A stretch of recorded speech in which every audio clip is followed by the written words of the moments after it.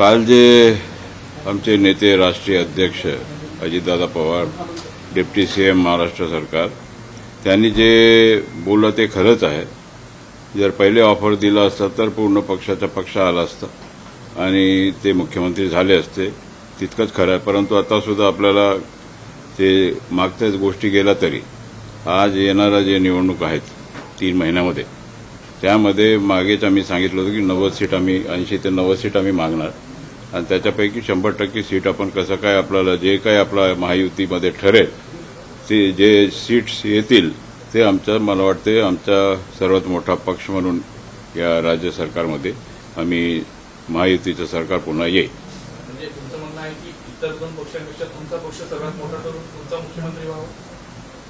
झाला पाहिजे असं व्हायलाच पाहिजे. कारण की ज्या महायुतीमध्ये एकदा निवडणुकी झाल्यानंतर सगळे तिन्ही नेते बसतील आणि त्या दृष्टिकोनातून ज्याच्याकडे जास्त सीट असतील त्या मुख्यमंत्री व्हायला हरकत नाही.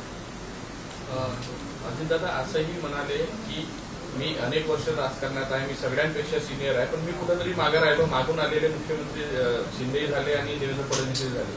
खंत व्यक्त केली शरद पवार त्यांना मुख्यमंत्री बनू शकतात. जर साहेबांना वाटलं असतं तर मुख्यमंत्री अजितदादा केव्हा झाले असते. परंतु त्यांना कुठेतरी फार मोठा राजकीय दृष्टिकोनातून डावलण्याचा प्रयत्न साहेबांनी केलेला आहे. तितकं खरं आहे. आपण पाहतो की इतकं सतत आपण राष्ट्रवादीचे जास्त जागा असल्यानंतर सुद्धा आपण काँग्रेसला मुख्यमंत्रीपद दिला होता आणि त्या दृष्टिकोनातून कुठेतरी दादांना डावलण्याचा प्रयत्न घरातूनच झाला होता आणि त्या दृष्टिकोनातून त्यांना खंत व्यक्त केलं ते काही खोटं नाही आहे.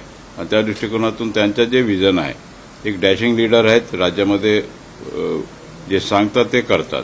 10 वेळा त्यांनी राज्याचं बजेट दिल्यानंतर आता जे बजेट दिलेलं आहे हा लोकहिताचं बजेट आहे, सर्वसामान्यांना न्याय देण्याचं बजेट आहे, शेतकऱ्यांना सुद्धा न्याय दिलेला आहे, मुलांना न्याय दिलेला आहे, मुलींना न्याय दिलेला आहे, असं प्रकारचं बजेट आपण यावेळी दिलेलं आहे.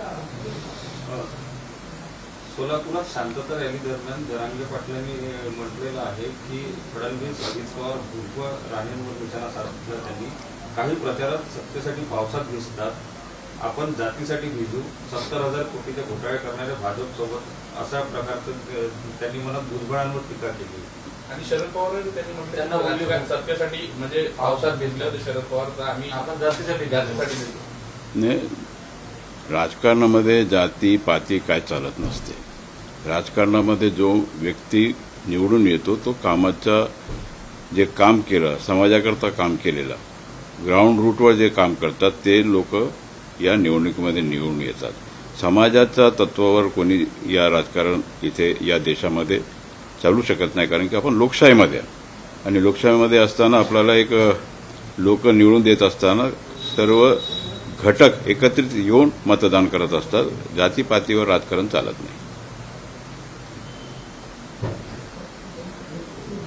महाराष्ट्र सरकारची सुप्रीम कोर्टाकडून जे ती लाडक्या बहिणींची करण्यात आली.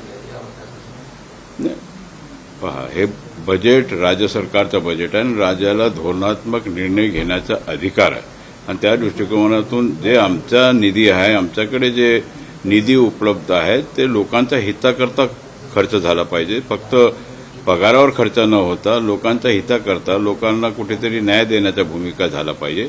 या दृष्टिकोनातून हा बजेट सादर करण्यात आलेला आहे आणि त्याच्यामध्ये कोण काय बोलतो त्याच्यापेक्षा हा लोकहिताचं बजेट आपण ठेवलेलं आहे. त्याच्यामध्ये लोक आता सगळे रांगा लागलेल्या आहेत की आम्हाला मदत जे राज्य सरकार देत आहे ते मोठ्या रांगा, कम्प्युटर सुद्धा फेल झाले, इतका मोठे लाईन लागलेले आहेत.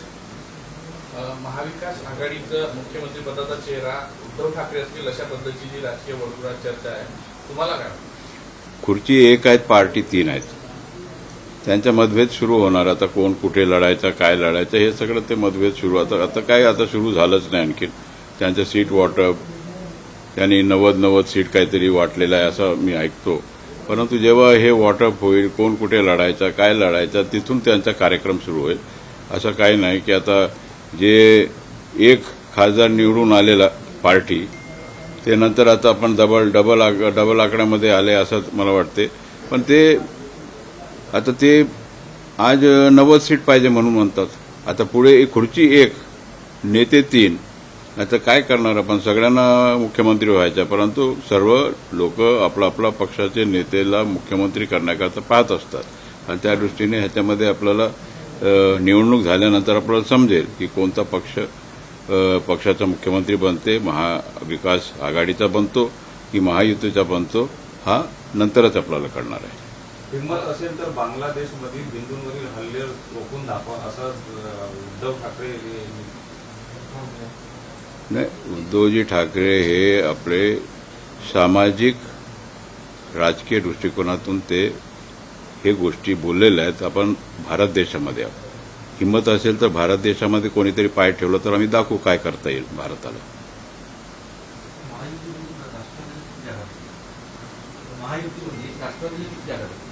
आता ते आम्ही 80 जागा लढणार आहोत. 80च्या 80 आम्ही घेणार, निवडून येणार. राज्यसभेच्या 2 जागा रिकाम्या होत्या आहेत, उदंड यांची आहे आणि प्रधान यांची आहे.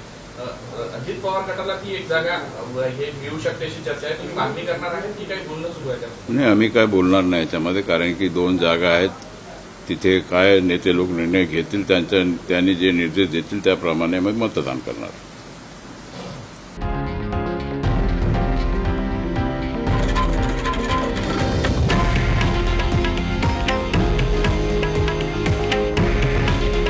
हे आहे देशातील नंबर 1 न्यूज नेटवर्क आणि आपण पाहत आहात TV9 मराठी.